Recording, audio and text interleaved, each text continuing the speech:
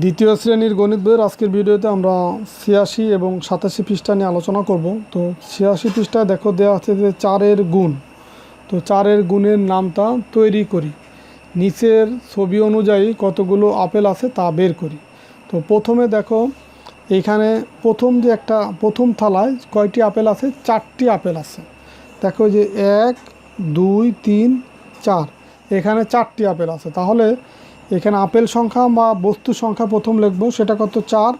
আর থালা আছে কয়টি? একটি। এখানে ৪ গুণ ১, তাহলে কত? ৪ অক্ষে ৪। দেখো এখানে তো মোট ৪টাই আপেল আছে, এখানে ৪ অক্ষে ৪। এখন থালার সংখ্যা যদি ২টি হয় তাহলে আমরা ৪কে গুণ করব ২ দিয়ে, যেহেতু থালার সংখ্যা ২টি। তাহলে এখন আপেল সংখ্যা পাবো এইখানকার ৪টা আর এখানকার ৪টা, মোট তাহলে এখানে ১, ২, ৩, ৪, ৫, ৬, ৭, ৮। তার মানে ৪ দুগুণে কত হবে? ৮।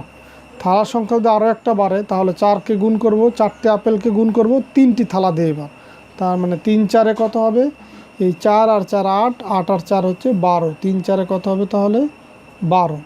এখন থালার সংখ্যা যদি আরও একটা বাড়ে, মানে ৪টা যদি হয়, আর প্রত্যেক থালায় ৪টা করে আপেল আছে, সেই আপেল সংখ্যা আগে লিখলাম আর থালার সংখ্যা পরে লিখলাম। তাহলে ৪ ৪-এ কত হবে? ১৬। তো এই উপরের ছবি অনুযায়ী এখানে ৫, ৬, ৭, ৮, ৯ ও 10টি থালায় কতটি করে আপেল আছে? দেখো এই যখন আমরা 4টি আপেলকে 4টি থালা দিয়ে গুণ করলাম তাহলে ৪ ৪-এ কত হলো? ১৬। এখন থালার সংখ্যা যদি 5টি হয় তাহলে আপেল সংখ্যা আরও 4টা বাড়বে। তাহলে এখানে ১৬ ছিল আর এখানে কত হবে? 4টা আপেল বাড়লে ৪ ৫-আ কত হবে? ২০। যদি থালার সংখ্যা আরও একটা বাড়ে, ৪ ৬ কত হবে? ২৪। দেখো এইখানে বাড়তেছে ১ করে আর এইখানে বাড়তেছে, এই থালায় যে কয়টা আপেল ছিল সেই কয়টা করে আপেল বাড়তেছে, তার মানে ৪ করে বাড়তেছে। আর ৪ ৭-টা কত হবে? ২৪-এর পরে ২৮। এই ৪ ৮-টা হবে কত? ৩২। ৪ নং হবে কত? ৩৬। দেখো এখানে এই গুণফলে ৪ করে বৃদ্ধি পাচ্ছে। ৪ ১০-এ কত হবে? ৪০। তো যে সংখ্যা দিয়ে গুণ করা হয় তা ১ করে বৃদ্ধি করলে গুণফল কীভাবে বৃদ্ধি পায়? তো যে সংখ্যা দিয়ে গুণ করা, আমরা যে ৫ ৬ ৭ দেখে এটা দিয়ে গুণ করছি, এগুলা দিয়ে, তো এইখানে ১ করে বৃদ্ধি পাইছে আর গুণফলে হচ্ছে ৪ করে বৃদ্ধি পাইছে। তো এই ছিল ৮৬ পৃষ্ঠার আলোচনা। এখন আমরা ২৭ পৃষ্ঠায় যাব। দেখো আমরা এই যে ৪-এর গুণের নামটা শিখি। এটা ১০০টা ডট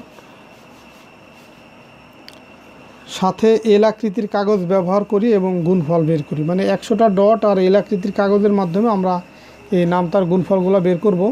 দেখো এখানে ডট ছিল কয়টা? ৪টা করে, যেহেতু ৪-এর গুণের নামতা শিখব, তো এই কারণে আমরা এই যে ৪টা ডটের একটা লাইন যদি আমরা নেই তাহলে দেখো এইখানে ডট আছে ৪টা বা বৃত্ত আছে ৪টা, লাইন আছে কয়টা? একটা। তাহলে ৪কে যদি আমরা ১ দিয়ে গুণ করি তাহলে ৪ অক্ষে কত? ৪। এখন লাইন যদি ২টা নেই তাহলে ৪ দুগুণই, এখানে দেখো কত হবে? টোটাল ৮টা বল আছে বা বৃত্ত আছে, তাহলে ৪ দুগুণ হবে ৮। এখন এখানে যদি আমরা 3টা লাইন নেই 4টা বলের তাহলে হবে ৩ ৪-এ ১২।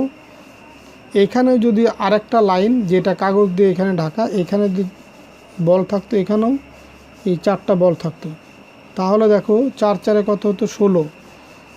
আর একটা লাইন নিলে ৪ ৫-আ ২০, আর একটা লাইন নিলে ৪ ৬ ২৪, আর একটা লাইন নিলে ৪ ৭-টা ২৮, আর একটা লাইন নিলে ৪ ৮-টা ৩২, আর একটা লাইন নিলে ৪ নং ৩৬, আর একটা লাইন নিলে ৪ ১০-এ ৪০।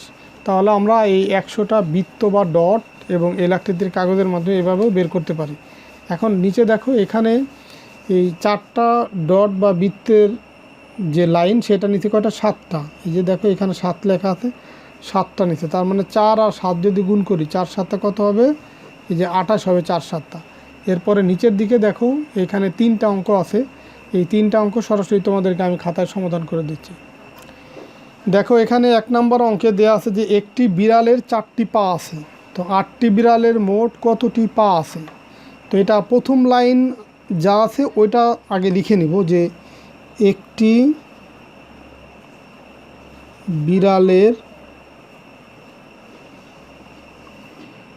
বিড়ালের পা আছে সমান কয়টি? 4টি। একটি বিড়ালের পা আছে কয়টি? 4টি।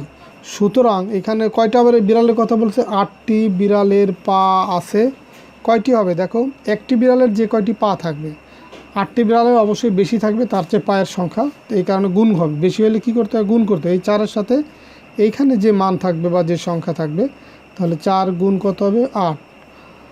এখন 4-এর নাম তো যদি তুমি পারো তাহলে সহজেই কিন্তু এটা করে ফেলতে পারবা যে 4 কত হবে, 32। তাহলে এই 32টি পা থাকবে, এটাই হচ্ছে তোমার এই 1 নম্বর অঙ্কের উত্তর। এরপরে 2 নম্বর অঙ্কটা দেখো। 2 নম্বর অঙ্ক এখানে দেয়া আছে যে একটি চেয়ারে 4টি পায়া রয়েছে, 6টি চেয়ারে কয়টি পায়া আছে। তাহলে এটাও একই রকম আমরা লিখব যে একটি চেয়ারের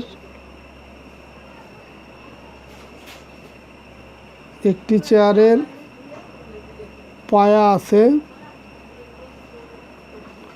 সমান কয়টি, 4টি। একটি চেয়ারের পায়া আছে কয়টি, 4টি। সুতরাং চেয়ার সংখ্যা কয়টি, 6টি।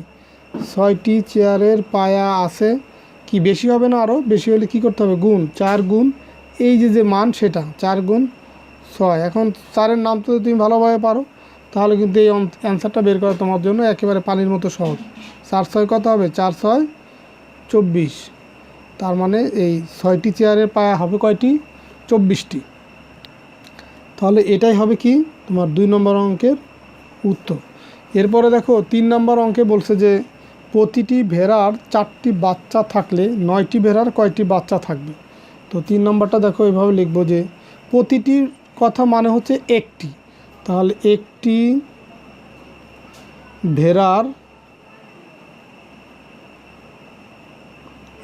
ভেড়ার বাচ্চা আছে